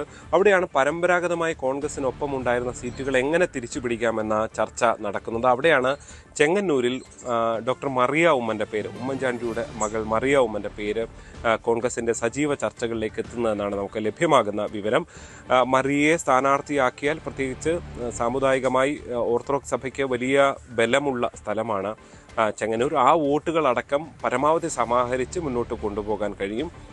ഓർത്തഡോക്സ് വോട്ടുകൾ മാത്രമല്ല, വിവിധ സഭാ സമൂഹവുമായൊക്കെ ചേർന്ന് നിന്നുകൊണ്ട് കഴിഞ്ഞ കുറേ കാലമായി പ്രവർത്തിക്കുന്ന ആളുകൂടിയാണ് മറിയ ഉമ്മൻ. NSS ഉൾപ്പെടെയുള്ള സംവിധാനങ്ങളുമായും വളരെ അടുത്ത ബന്ധം പുലർത്തുന്നു മറിയ ഉമ്മൻ. അങ്ങനെ ആ നിലയിൽ മുന്നിട്ടിറക്കി കഴിഞ്ഞാൽ സജി ചെറിയാനെ പരാജയപ്പെടുത്താം എന്ന് കോൺഗ്രസ് കരുതുകയാണ്. പ്രത്യേകിച്ച് സജി ചെറിയാൻ കഴിഞ്ഞ കുറേ കാലങ്ങളായി പല വിവാദങ്ങളിലും പെട്ടയാളാണ്. കഴിഞ്ഞ തവണ വലിയ ഭൂരിപക്ഷത്തിൽ വിജയിച്ചു എങ്കിൽ പോലും ഏറ്റവും ഒടുവിൽ വന്ന തദ്ദേശ തെരഞ്ഞെടുപ്പ് ഫലം അനുസരിച്ച് ഇടതുമുന്നണി മുന്നിൽ നിൽക്കുന്നുണ്ടെങ്കിൽ പോലും കോൺഗ്രസുമായി വളരെ ചെറിയ 2000-ൽ താഴെ വോട്ടുകളുടെ വ്യത്യാസം മാത്രമാണ് അവിടെ ഉള്ളത്. മറ്റൊന്ന് BJPയും അവിടെ ശക്തമായി ത്രികോണ മത്സരത്തിൽ നിൽക്കുന്നു. 41,000-ൽ പരം വോട്ടുകൾ കഴിഞ്ഞ തദ്ദേശ തെരഞ്ഞെടുപ്പിൽ ലഭിച്ചിട്ടുണ്ട്. അങ്ങനൊരു ത്രികോണ പോരാട്ടം നടക്കുമ്പോൾ മറിയ ഉമ്മനെ പോലെ ഉമ്മൻചാണ്ടി കുടുംബത്തിൽപ്പെട്ട ഒരാൾ മത്സരിക്കാനെത്തുമ്പോൾ പൊതു സമൂഹത്തിൻ്റെ അടക്കം വോട്ടുകൾ നേടുകയും അങ്ങനെ ആ മണ്ഡലം തിരിച്ചു പിടിക്കാൻ കഴിയുമെന്നും കോൺഗ്രസ് കരുതുകയാണ്. എന്തായാലും ചർച്ചകൾ തുടരുകയാണ്. ഒരു ഘട്ടത്തിൽ ആറന്മുളയിൽ മത്സരിപ്പിച്ചാലോ എന്നുള്ള ആലോചനകളും നടന്നിരുന്നു. അവിടെയും അബിൻ വർക്കിയുടെ പേര് ഈ 2 മണ്ഡലങ്ങളിലും കേൾക്കുന്നുണ്ട്. ഒരുപക്ഷെ അന്തിമ തീരുമാനം വൈകാതെ ഉണ്ടാകുമെന്നാണ് മനസ്സിലാക്കാൻ സാധിക്കുന്നത്. ഇനി അബിനെ ചെങ്ങന്നൂരേക്ക് മത്സരിപ്പിക്കുകയാണെങ്കിൽ ഒരുപക്ഷെ മറിയ ആറന്മുളയിലേക്ക് മാറാനുള്ള സാധ്യത ഉണ്ട്. പക്ഷേ ഏറ്റവും പ്രധാനപ്പെട്ട പ്രഥമ പരിഗണനയായി മറിയയെ ചെങ്ങന്നൂരിൽ മത്സരിപ്പിക്കും എന്നുള്ളതാണ് നമുക്ക് ലഭ്യമാകുന്ന വിവരം.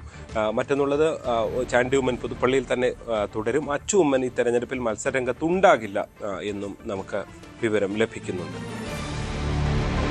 ഇടുക്കിയിൽ റോഷി അഗസ്റ്റിനെതിരെ PJ ജോസഫിനെ മത്സരിപ്പിക്കാൻ ആലോചന. സീറ്റ് കോൺഗ്രസ് ഏറ്റെടുക്കാൻ നീക്കം നടത്തുമ്പോഴാണ് കേരള കോൺഗ്രസിന്റെ നീക്കം. ഇടുക്കി മണ്ഡലം വിട്ടു നൽകില്ല എന്ന നിലപാടിലാണ് കേരള കോൺഗ്രസ് നേതൃത്വമുള്ളത്. ജോസഫ് മത്സരിക്കാൻ സന്നദ്ധനായില്ലെങ്കിൽ ജില്ലാ പ്രസിഡന്റ് പ്രൊഫസർ MJ ജേക്കബിനെയാണ് പരിഗണിക്കുന്നത്. PJ ജോസഫിന്റെ മകൻ അപ്പു ജോൺ ജോസഫ് തൊടുപുഴയിൽ മത്സരിക്കും. മന്ത്രി വീണ ജോർജ് വീണ്ടും മത്സരിക്കുമെന്ന് CPM പത്തനംതിട്ട ജില്ലാ സെക്രട്ടറി രാജു എബ്രഹാം. ആറന്മുളയിൽ തന്നെ വീണ മത്സരിക്കും. കോന്നിയിൽ KU ജനീഷ് കുമാറും മത്സരിക്കും. രണ്ടുപേരും ഭൂരിപക്ഷത്തിൽ വിജയിക്കും. പത്തനംതിട്ട ജില്ലയിലെ 5 മണ്ഡലങ്ങളിലും LDF വിജയിക്കുമെന്നും രാജു എബ്രഹാം കൂട്ടിച്ചേർത്തു. നിലവിലുള്ള സ്ഥാനാർത്ഥികൾ തുടരുമെന്നാണ് നമ്മൾ പ്രതീക്ഷിക്കുന്നത്. ഞങ്ങളെ സംബന്ധിച്ചിടത്തോളം പാർട്ടി സംസ്ഥാന കമ്മിറ്റിയാണ് ഇത് സംബന്ധിച്ച അറിയിപ്പ് ഞങ്ങൾക്ക് തരേണ്ടത്. അങ്ങനെ അറിയിപ്പും തന്നിട്ടില്ല. നിലവിലുള്ള സ്ഥാനാർത്ഥികളാണെങ്കിൽ മികച്ച വിജയം നേടുമെന്ന കാര്യത്തിൽ യാതൊരു സംശയവുമില്ല. അവർ ജനങ്ങൾക്കൊപ്പമാണ്, ജനങ്ങൾക്ക് വേണ്ടി അവർ പ്രവർത്തിക്കുന്നു, ജനങ്ങൾക്ക് വേണ്ടി അവർ ജീവിക്കുന്നു. അപ്പോൾ തീർച്ചയായിട്ടും ആ ഒരു ജനങ്ങളുടെ അംഗീകാരം ഈ വികസനത്തിന് ഉണ്ടാവും എന്നാണ് ഞങ്ങൾ പ്രതീക്ഷ. നിയമത്തെ സ്ഥാനാർത്ഥിത്വം സംബന്ധിച്ച് പാർട്ടി സെക്രട്ടറിയുടെ വിശദീകരണമാണ് ശരിയെന്ന് മന്ത്രി വി ശിവൻകുട്ടി. താൻ പറഞ്ഞത് മാധ്യമങ്ങൾ വളച്ചൊടിച്ചു.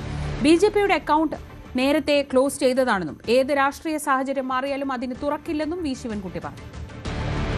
പാർട്ടിയുടെ സംസ്ഥാന കമ്മിറ്റി സെക്രട്ടറി ഈ കാര്യത്തെ സംബന്ധിച്ചിടത്തോളം നടത്തിയിട്ടുള്ള വിശദീകരണമാണ് ശരിയായ വിശദീകരണം. അതാണ് പാർട്ടിയുടെയും എന്റെ അഭിപ്രായം.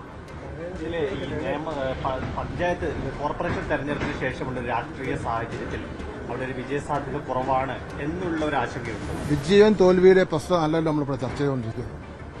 എൻ്റെ സ്ഥാനാർത്ഥിത്വമാണല്ലോ ഇവിടെ ചർച്ച ചെയ്തുകൊണ്ടിരിക്കുന്നത്. അത് ഞാൻ തൃശ്ശൂരിൽ പറഞ്ഞതിനെ മാധ്യമങ്ങൾ വളച്ചൊടിച്ച് പ്രസിദ്ധീകരിച്ചു. ഞാൻ എൻ്റെ വിശദീകരണം നൽകി. അതിന്റെ അടിസ്ഥാനത്തിൽ പാർട്ടിയുടെ സംസ്ഥാന സെക്രട്ടറി ഒരു വിശദീകരണം നൽകി. പാർട്ടിയുടെ സംസ്ഥാന സെക്രട്ടറി നൽകിയിട്ടുള്ള വിശദീകരണമാണ് എന്റെയും അഭിപ്രായം. അത് തന്നെയാണ് ഞാനും അംഗീകരിക്കുന്നത്. പാർട്ടി പറഞ്ഞ അവിടെ മത്സരിക്കും. പാർട്ടി സംസ്ഥാന സെക്രട്ടറി പറഞ്ഞതാണ് എന്റെ അഭിപ്രായം. മത്സരിക്കട്ടെ, അയാൾക്ക് 140 മണ്ഡലങ്ങളിൽ മത്സരിക്കാനുള്ള അവകാശമുണ്ടല്ലോ. BJPയുടെ അക്കൗണ്ട് കേരളത്തിൽ നിയമത്തിൽ ക്ലോസ് ചെയ്ത് അത് വീണ്ടും ഓപ്പൺ ചെയ്യാനുള്ള സാധ്യത ഇല്ല. രാഷ്ട്രീയ സാഹചര്യം മാറിയെങ്കിലും നേമത്തെ അക്കൗണ്ട് ഓപ്പൺ ചെയ്യാൻ പ്രയാസമാണ്. നേമത്ത് മത്സരിക്കാനില്ലെന്ന് മന്ത്രി വി ശിവൻകുട്ടി പറയുന്നതിലും വട്ടിയൂർക്കാവിലെ മത്സരിക്കൂ എന്ന് കെ സുരേന്ദ്രൻ പറയുന്നതിലും അന്തർധാരയുണ്ടെന്ന ആരോപണവുമായി കെ മുരളീധരൻ. താൻ മത്സരിക്കണോ എന്നതും ഏത് സീറ്റിൽ എന്ന കാര്യവും പാർട്ടി തീരുമാനിക്കുമെന്നും കെ മുരളീധരൻ പറഞ്ഞു. നേമത്ത് മത്സരിക്കാനില്ല എന്ന് ശിവൻകുട്ടി, വട്ടിയൂർക്കാവിൽ മാത്രമേ മത്സരിക്കൂ എന്ന് സുരേന്ദ്രൻ. ഇത് തമ്മിലൊരു അന്തർധാര ഞങ്ങൾ കാണുന്നുണ്ട്. അല്ല, അതിപ്പോൾ അവരാണല്ലോ തീരുമാനം. ഞാൻ പറയാം, മാർക്സിസ്റ്റ് പാർട്ടിയുടെ സ്ഥാനാർത്ഥി ആരാണെന്ന് അവർ തീരുമാനിക്കും. BJPയുടെ സ്ഥാനാർത്ഥി ആരാണെന്ന് അവർ തീരുമാനിക്കും. ഞങ്ങൾ ആരാണെന്ന് ഞങ്ങളുടെ പാർട്ടി തീരുമാനിക്കും. അപ്പോൾ അതൊക്കെ ഓരോരുത്തരുടെ സ്വാതന്ത്ര്യമാണ്. അല്ലാതെ ഞാൻ പക്ഷേ പറയുന്നത് ഇത് രണ്ടും കൂട്ടി വായിക്കുമ്പോൾ ഒരു അന്തർധാരയുടെ മണമുണ്ട്. അതേ ഞാൻ പറഞ്ഞു. താൻ പത്തനാപുരത്ത് തന്നെ മത്സരിക്കുമെന്ന് മന്ത്രി KB ഗണേഷ് കുമാർ. വൻ ഭൂരിപക്ഷത്തിൽ വിജയിക്കും. തനിക്ക് പത്തനാപുരത്തെയും പത്തനാപുരത്തുകാർക്ക് തന്നെയും ഒഴിവാക്കാൻ കഴിയില്ലെന്നും ഗണേഷ് കുമാർ പറഞ്ഞു. പത്തനാപുരത്തല്ല ഞാൻ അവിടെ പോകാൻ, ഞാൻ പത്തനാപുരത്തുകാരനല്ലേ. ഞാൻ പത്തനാപുരത്ത് തന്നെ മത്സരിക്കും, വൻ ഭൂരിപക്ഷത്തോടെ ജയിക്കും. നിങ്ങൾക്ക് ഒരു ആശങ്കയും വേണ്ട. പത്തനാപുരത്തുകാരെ എനിക്ക് നല്ല വിശ്വാസമാണ്. പത്തനാപുരത്തുകാർക്ക് ഞാനില്ലാതെ പറ്റില്ല, എനിക്ക് പത്തനാപുരത്തുകാരില്ലാതെയും പറ്റില്ല. ഞങ്ങൾ അതിനൊന്നും ഒരു സംശയമില്ല. അതിനൊക്കെ ചോദ്യം ചോദിക്കേണ്ട കാര്യമില്ല. അങ്ങനെ അണ്ടർസ്റ്റുഡാണ്. CPM സംസ്ഥാന സെക്രട്ടറി MV ഗോവിന്ദനെ പരിഹസിച്ച് കെ മുരളീധരൻ. രാഷ്ട്രീയത്തിൽ ടെൻഷൻ വരുമ്പോൾ MV ഗോവിന്ദന്റെ തമാശ കേട്ടാൽ ഒരു ആശ്വാസമാണ്. 100 സീറ്റിൽ UDF തോൽക്കുമെന്നല്ല, LDF തോൽക്കുമെന്നാണ് MV ഗോവിന്ദൻ ഉദ്ദേശിച്ചതെന്നും കെ മുരളീധരൻ പറഞ്ഞു.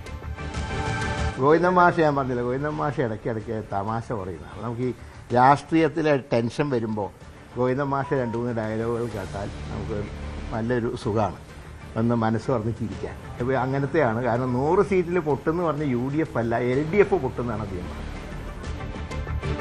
UDF PR മുന്നണിയായി മാറിയെന്ന മന്ത്രി വി ശിവൻകുട്ടി. വരാൻ പോകുന്ന നിയമസഭാ തെരഞ്ഞെടുപ്പിൽ PR മുന്നണിയും LDFും തമ്മിലാണ് മത്സരമെന്നും ശിവൻകുട്ടി പറഞ്ഞു. കോൺഗ്രസ് അവിടെ അവരുടെ ക്യാമ്പ് സംഘടിപ്പിച്ചു. വയനാട് കോടിക്കണക്കിന് രൂപ മുടക്കിയുള്ള PR ഏജൻസികളെ കൊണ്ടുവന്നിട്ടുണ്ട്. കേരളത്തിൽ ഇപ്പോൾ മത്സരിക്കാൻ ഇന്നത്തെ പത്രമാധ്യമങ്ങൾ നോക്കിയാൽ കേരളത്തിൽ മത്സരിക്കുന്നത് PR ഏജൻസിയും ഇടതുപക്ഷ ജനാധിപത്യ മുന്നണിയും തമ്മിലാണെന്ന് തോന്നുമല്ലോ. കാരണം PR ഏജൻസിയാണ് എല്ലാ കാര്യങ്ങളും ചെയ്തുകൊണ്ടിരിക്കുന്നത്, കോടിക്കണക്കിന് രൂപ മുടക്കിക്കൊണ്ട്. അപ്പോൾ PR ഏജൻസിയും UDFും തമ്മിൽ തർക്കം നടന്നു. കാര്യത്തിൽ ഭരണവിരുദ്ധ വികാരമുണ്ടെന്ന് പ്രചരണം നടത്തണമെന്ന് പറഞ്ഞപ്പോൾ അവരുടെ സർവേയിൽ നിന്ന് കിട്ടിയ വിവരമനുസരിച്ചാണെങ്കിൽ ഭരണവിരുദ്ധ വികാരമില്ല. നിയമസഭാ തെരഞ്ഞെടുപ്പിൽ തൃപ്പൂണിത്തുറ മണ്ഡലത്തിൽ വലിയ മുന്നേറ്റം ഉണ്ടാക്കാൻ കഴിയുമെന്ന പ്രതീക്ഷയിലാണ് BJP. TP Senkumar, major Ravi എന്നീ പേരുകളാണ് BJP തൃപ്പൂണിത്തുറയിൽ പരിഗണിക്കുന്നത്.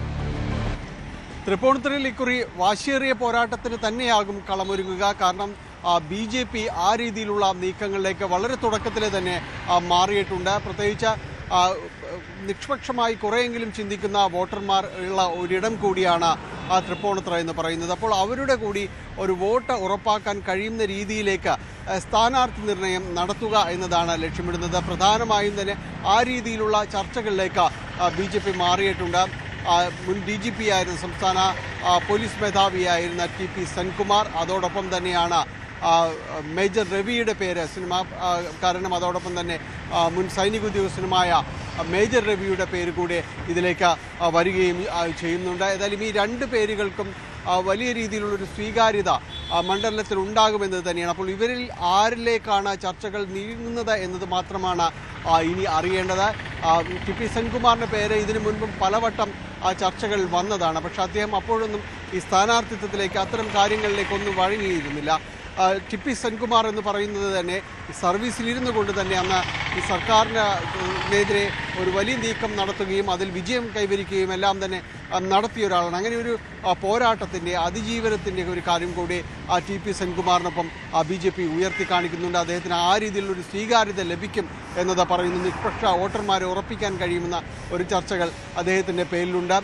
മേജർ രവിയെക്കുറിച്ച് പറയുമ്പോഴും ഈ രീതിയിൽ തന്നെയാണ്. BJP വക്താവ് എന്ന രീതിയിലല്ല അദ്ദേഹം ഈ ചർച്ചകളിലും മറ്റും നിറയുന്നത്. ദേശീയത സംബന്ധിയായ കാര്യങ്ങളിലെല്ലാം തന്നെ അദ്ദേഹം ഒരു മുൻ സൈനിക ഉദ്യോഗസ്ഥനാണ്. നിരവധിയായ ഓപ്പറേഷൻസിൽ അടക്കം പങ്കെടുക്കുകയും ചെയ്തിട്ടുള്ള ഒരു ഉദ്യോഗസ്ഥൻ കൂടിയാണ്. അപ്പോൾ സിനിമാ സംവിധായകനാണ്, നടനാണ്. അപ്പോൾ ഇതിലൂടെയെല്ലാം അദ്ദേഹത്തിന് വോട്ടർമാർക്കെല്ലാം തന്നെ സുപരിചിതനാണ്. അപ്പോൾ ഈ രണ്ട് പേരെയും തന്നെ പറഞ്ഞ് പരിചയപ്പെടുത്തേണ്ട കാര്യമില്ല. മേജർ രവിയും BJPയുടെ ഔദ്യോഗിക സ്ഥാനങ്ങൾ വഹിച്ചിട്ടുള്ള ഒരാളുമാണ്. അപ്പോൾ ഈ രണ്ട് പേരിലേക്കും എത്തുമ്പോൾ കുറച്ചുകൂടി സ്വീകാര്യത അവിടെ ലഭിക്കാം. തൃപ്പൂണിത്തുറയിൽ ഇപ്പോൾ നിലവിൽ നഗരസഭാ ഭരണം BJPക്കാണ്. അപ്പോൾ കുറച്ചുകൂടി അനുകൂലമായൊരു അന്തരീക്ഷം അവിടെ BJPക്ക് ഉണ്ടായിട്ടുണ്ട് എന്ന വിലയിരുത്തലാണ്. ഈ രീതിയിലാണ് സ്ഥാനാർത്ഥി നിർണയം പോകുന്നത്. UDFലും ചർച്ചകൾ സജീവമായതുകൊണ്ട് തന്നെയാണ് BJPയും ഇത്തരം ആശയങ്ങൾ മുന്നോട്ട് വയ്ക്കുന്നത്. രമേഷ് പിഷാരടി ഒരുപക്ഷെ UDFിൻ്റെ സ്ഥാനാർത്ഥിയാണുള്ള, കോൺഗ്രസിൻ്റെ സ്ഥാനാർത്ഥിയാണുള്ള സാധ്യതയുമുണ്ട്. അപ്പോൾ അതുകൊണ്ട് തന്നെയും സിനിമാ ലോകത്തും തന്നെ ഒരാളെ കൂടി BJP മുന്നോട്ട് വെച്ചാലും അത്ഭുതപ്പെടേണ്ടതില്ല.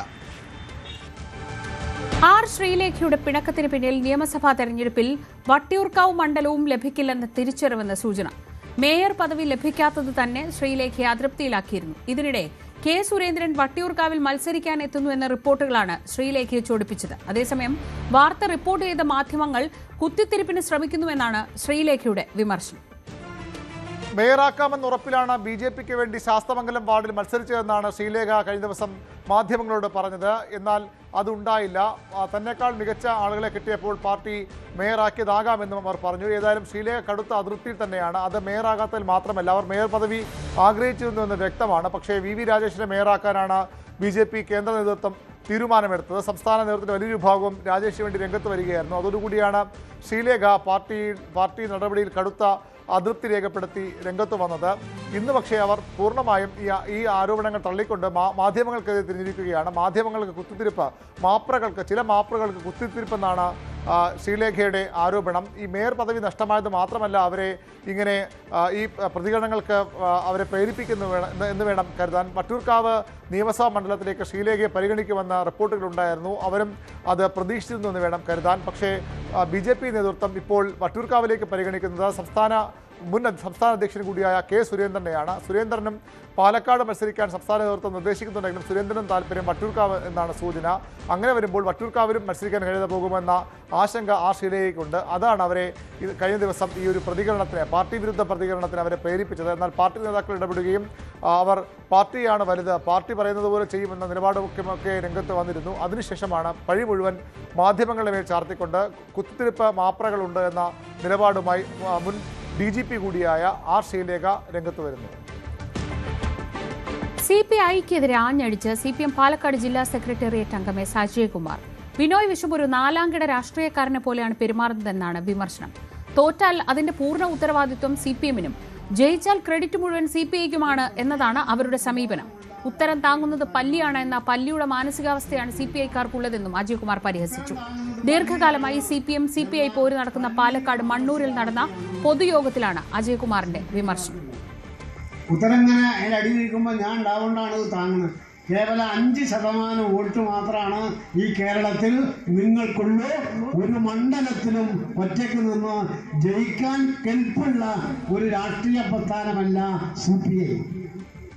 മനോരമയിൽ മാതൃഭൂമിയിൽ വാർത്ത വരാൻ വേണ്ടി CPMനെതിരായ എന്തെങ്കിലും പറയുന്നത് ബിനോയ് വിശ്വം ഒരു കലയാക്കി മാറ്റിക്കൊണ്ടിരിക്കുന്നു. ഏതെങ്കിലും ഒരു കോളേജിൽ ഒരു അടി നടന്നാൽ അതിലൊരു ഭാഗത്ത് SFI ഉണ്ടായാൽ അതിൻ്റെ കാര്യകാരണം എന്താണെന്ന് മനസ്സിലാക്കാതെ ഒരു നാലാംകിട രാഷ്ട്രീയ നേതാവിനെ പോലെയാണ് ബിനോയ് വിശ്വം പെരുമാറിക്കൊണ്ടിരിക്കുന്നത്. S. അജയ്കുമാറിന്റെ വിമർശനത്തോട് രൂക്ഷമായി പ്രതികരിച്ച് CPI പാലക്കാട് ജില്ലാ സെക്രട്ടറി സുമലത മോഹൻദാസ്. അജയ്കുമാറിന് മാനസിക വിഭ്രാന്തിയാണ്. അജയ്കുമാറിനെ CPM ജില്ലാ നേതൃത്വം തിരുത്തുകയും നിയന്ത്രിക്കുകയും വേണം. ബിനോയ് വിശ്വം രാജ്യത്ത് അറിയപ്പെടുന്ന നേതാവാണ്. പ്രാദേശിക പ്രശ്നത്തിന് സംസ്ഥാന സെക്രട്ടറി അപമാനിച്ച് സംസാരിച്ചത് നിലവാരമില്ലായ്മയാണെന്നും സുമലത മോഹൻദാസ് പറഞ്ഞു. CPIക്ക് 100 വർഷത്തെ പാരമ്പര്യമുണ്ടെന്നും ആ പാരമ്പര്യം CPMന് പറയാൻ കഴിയില്ലല്ലോ എന്നും സുമലത മോഹൻദാസ് കൂട്ടിച്ചേർത്തു. കമ്മ്യൂണിസ്റ്റ് പ്രസ്ഥാനത്തിൻ്റെ കേരളത്തിൽ ഞങ്ങൾക്കെല്ലാവർക്കും പ്രിയങ്കരനായിട്ടുള്ള സഖാവ് ബിനോയ് വിശ്വത്തിനെ ഈ കേരള സമൂഹത്തിൽ പരിചയപ്പെടുത്തേണ്ട ആവശ്യമില്ല. അത് സഖാവ് അജയകുമാറിനെ തിരുത്തേണ്ടത് CPIMന്റെ ജില്ലാ നേതൃത്വമാണ്. ഇത്തരത്തിലുള്ള ഒരു നിലപാടുമായി സഖാവ് അജയകുമാർ ഒരിക്കലും ഇടതുപക്ഷ ജനാധിപത്യ മുന്നണിയെ തകർക്കുന്ന നിലപാടാണ് ആ ഒരു പ്രസ്താവനയിലൂടെ ഇറക്കിയിട്ടുള്ളത്. വളരെ നിലവാരം കുറഞ്ഞ ഭാഷയാണ് അദ്ദേഹം ഉപയോഗിച്ചത്. അതാണ് ഞാൻ പറഞ്ഞത്, അദ്ദേഹത്തിന് മാനസിക വിഭ്രാന്തിയുടെ അവരാണ് തിരുത്തേണ്ടത്. ഇടുക്കി സീറ്റിനെ ചൊല്ലി UDFൽ തർക്കം. UDFൽ സീറ്റ് ചർച്ച നടത്തിയിട്ടില്ലെന്ന ജില്ലാ ചെയർമാൻ ജോയി വെട്ടിക്കുഴിയുടെ പ്രസ്താവന അനവസരത്തിലാണെന്ന് കേരള കോൺഗ്രസ് ജില്ലാ പ്രസിഡന്റും UDF ജില്ലാ കൺവീനറുമായ MG ജേക്കബ് വിമർശിച്ചു. വർഷങ്ങളായി കേരള കോൺഗ്രസ് മത്സരിക്കുന്ന മണ്ഡലമാണ് ഇടുക്കി. കഴിഞ്ഞ തവണ 2 സീറ്റിൽ മത്സരിച്ച കേരള കോൺഗ്രസ് 1 വിജയിച്ചപ്പോൾ കോൺഗ്രസ് മത്സരിച്ച 3-ൽ 3 തോറ്റു എന്നതാണ് യാഥാർത്ഥ്യമെന്നും MG ജേക്കബ് തുറന്നടിച്ചു. കേരള കോൺഗ്രസ് പാർട്ടി ഒരു സീറ്റും വിട്ടുകൊടുക്കുന്നതിനെ പറ്റി ആലോചിച്ചിട്ടില്ല. കോൺഗ്രസ് ഒരു സീറ്റ് ഏറ്റെടുക്കുന്നതിനെ പറ്റി ആലോചിച്ചിട്ടുണ്ട് എന്നും എനിക്ക് തോന്നുന്നില്ല. ഏതായാലും 5 സീറ്റും നഷ്ടപ്പെട്ട 3 സീറ്റുണ്ട്. കഴിഞ്ഞ പ്രാവശ്യം മത്സരിച്ച 3 സീറ്റുണ്ട് കോൺഗ്രസിന്. ഞങ്ങൾക്ക് 1 സീറ്റ് നഷ്ടപ്പെട്ടിട്ടുണ്ട്. ഈ 5 സീറ്റും വിജയിക്കുന്നതിന് ആവശ്യമായിട്ടുള്ള ശ്രമകരമായ ജോലി, കൂട്ടുത്തരവാദിത്വത്തോടു കൂടിയുള്ള ജോലി നമ്മൾ മുന്നോട്ട് കൊണ്ടുപോകണം എന്നാണ് UDF കൺവീനർ എന്നുള്ള നിലയിൽ എനിക്ക് പറയാനുള്ളത്. ബാക്കി വിവാദങ്ങളൊന്നും പറയാനുള്ള അധികാരമോ അവകാശമില്ല. ഞാനൊരു പാർട്ടിയുടെ ജില്ലാ പ്രസിഡന്റാണ്. എനിക്ക് വേണമെങ്കിൽ പാർട്ടിയുടെ കാര്യങ്ങൾ പറയാം. DCCയുടെ കാര്യമാണെങ്കിൽ DCC പ്രസിഡന്റ് പറയാം. പക്ഷേ UDFന്റെ ചെയർമാനും കൺവീനറും ആവശ്യമില്ലാത്ത വിവാദങ്ങൾ ഉണ്ടാക്കാതിരിക്കുന്നതാണ് നല്ലത് എന്നുള്ള അഭിപ്രായമാണ് ഈ അവസരത്തിൽ പറയാനുള്ളത്. സെക്രട്ടേറിയറ്റിന് മുന്നിൽ പ്രതിപക്ഷ നേതാവ് VD സതീശന്റെ കൂറ്റൻ ഫ്ലക്സ് ബോർഡ്. സെക്രട്ടേറിയറ്റ് അസോസിയേഷനാണ് ബോർഡ് വെച്ചത്. പേടിച്ചു പോയെന്ന് പറഞ്ഞേക്ക് എന്നാണ് ഫ്ലക്സിലെ വാചകം. പുനർജനി കേസിൽ CBI അന്വേഷണത്തിനുള്ള വിജിലൻസ് ശുപാർശയെ പരിഹസിച്ച VD സതീശൻ താൻ പേടിച്ചു പോയെന്ന് പറഞ്ഞേക്ക് എന്ന് പ്രതികരിച്ചു. തൃശൂർ മറ്റത്തൂർ പഞ്ചായത്ത് വൈസ് പ്രസിഡന്റ് സ്ഥാനം രാജിവെച്ച് കോൺഗ്രസ് അംഗം നൂർജഹാൻ. BJP പിന്തുണയോടെ വൈസ് പ്രസിഡന്റ് സ്ഥാനത്തേക്ക് മത്സരിച്ച് വിജയിച്ചത് വിവാദമായ സാഹചര്യത്തിലാണ് രാജി. പഞ്ചായത്ത് സെക്രട്ടറിക്ക് രാജിക്കത്ത് കൈമാറി. കഴിഞ്ഞ ദിവസം വാർത്താ സമ്മേളനത്തിൽ നൂർജഹാൻ രാജി പ്രഖ്യാപിച്ചിരുന്നു. KPCC ഇടപെട്ടാണ് മറ്റത്തൂരിൽ ഇപ്പോൾ സമവായം നടപ്പായത്.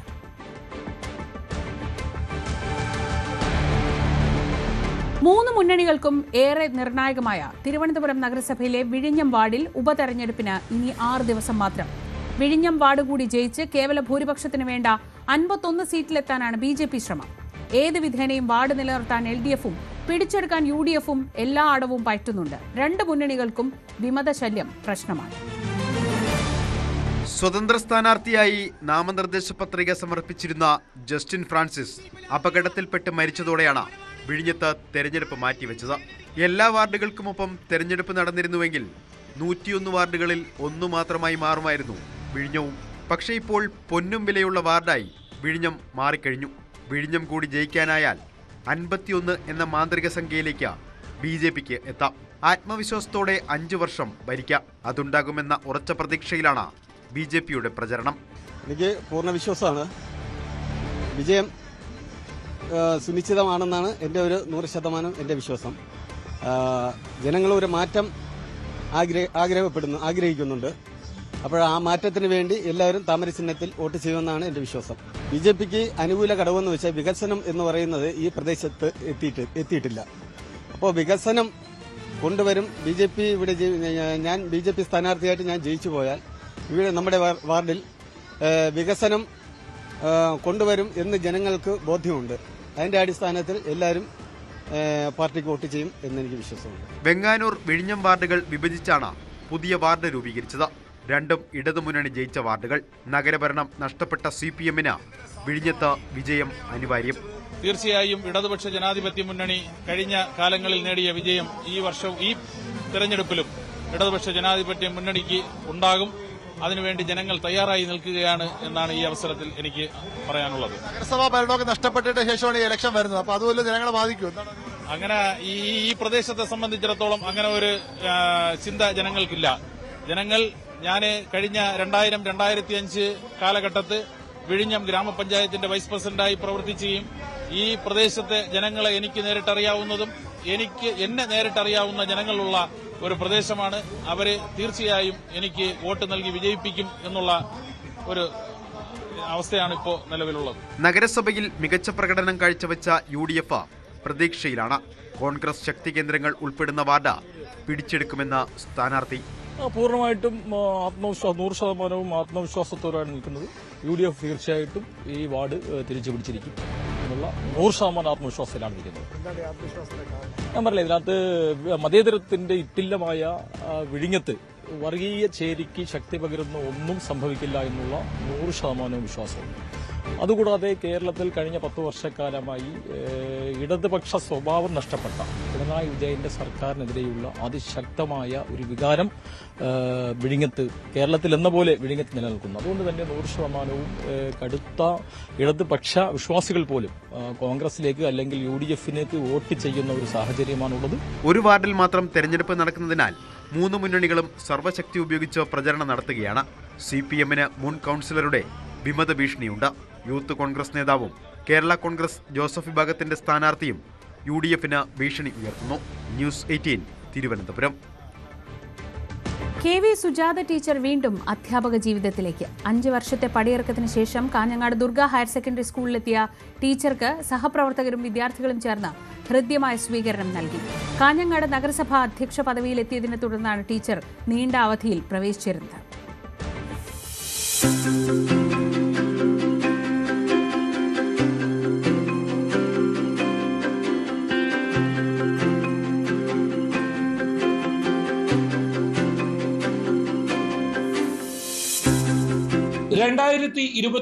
തദ്ദേശ തെരഞ്ഞെടുപ്പിൽ അതിയാമ്പൂരിൽ നിന്നും മത്സരിച്ച് വിജയിച്ച് കാഞ്ഞങ്ങാട് നഗരസഭ അധ്യക്ഷയായി തെരഞ്ഞെടുത്തതിന്റെ ഭാഗമായാണ് ടീച്ചർ അധ്യാപക ജീവിതത്തിൽ 5 വർഷം ഇടവേള നൽകിയത്. അധ്യക്ഷ പദവി ഒഴിഞ്ഞതോടെ സ്കൂളിലേക്ക് തിരിച്ചെത്തിയ ടീച്ചർക്ക് PTA കമ്മിറ്റിയുടെ നേതൃത്വത്തിൽ പൂച്ചെണ്ട് നൽകി സ്വീകരിച്ചു. 5 വർഷത്തിനിടയിൽ നഗരസഭയിൽ അടിസ്ഥാന മേഖലയിൽ ഉൾപ്പെടെ നിരവധി പ്രവർത്തനങ്ങൾ കാഴ്ചവെച്ച് നിരവധി പുരസ്കാരങ്ങളും നേടാനായിട്ടുണ്ട്. 1993 സുജാത ടീച്ചർ തന്റെ അധ്യാപന ജീവിതം ആരംഭിക്കുന്നത്.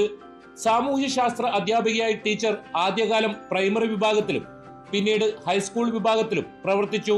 കാഞ്ഞങ്ങാട് നഗരസഭയുടെ ചെയർപേഴ്സൺ പദവിക്ക് ശേഷം എന്റെ മാതൃസ്ഥാപനമായിട്ടുള്ള ദുർഗ ഹയർ സെക്കൻഡറി സ്കൂളിലേക്ക് തിരിച്ചെത്തിയിരിക്കുകയാണ്.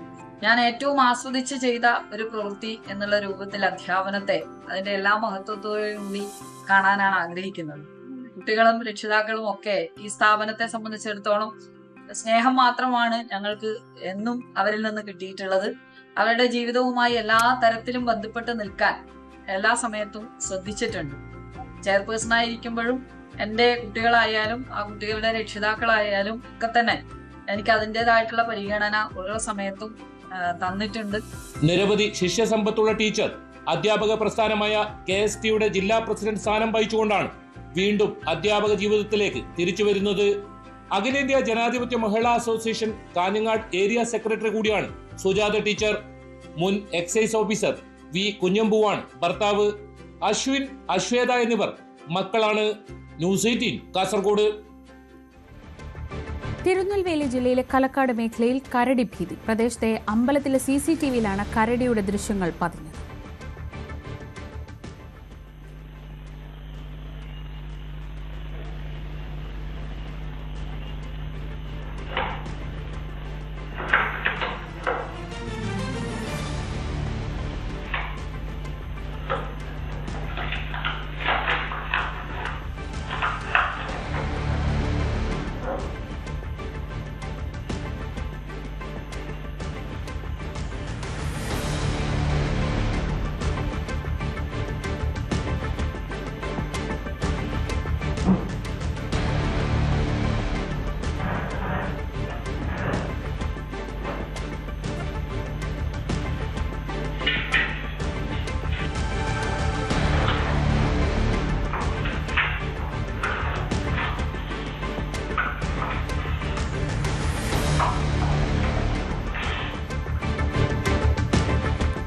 തിരുവനന്തപുരം ബാലരാമപുരത്ത് കാറും ഓട്ടോയും കൂട്ടിയിടിച്ച് 3 പേർക്ക് പരിക്ക്. കാൽനട യാത്രിക തലനാരിഴയ്ക്ക് രക്ഷപ്പെട്ടു.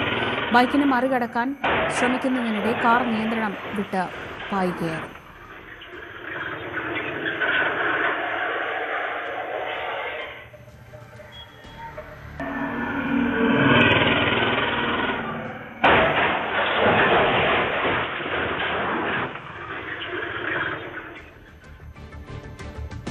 ഇന്നത്തെ സ്വർണ്ണ-വെള്ളി നിരക്കുകൾ നോക്കാം.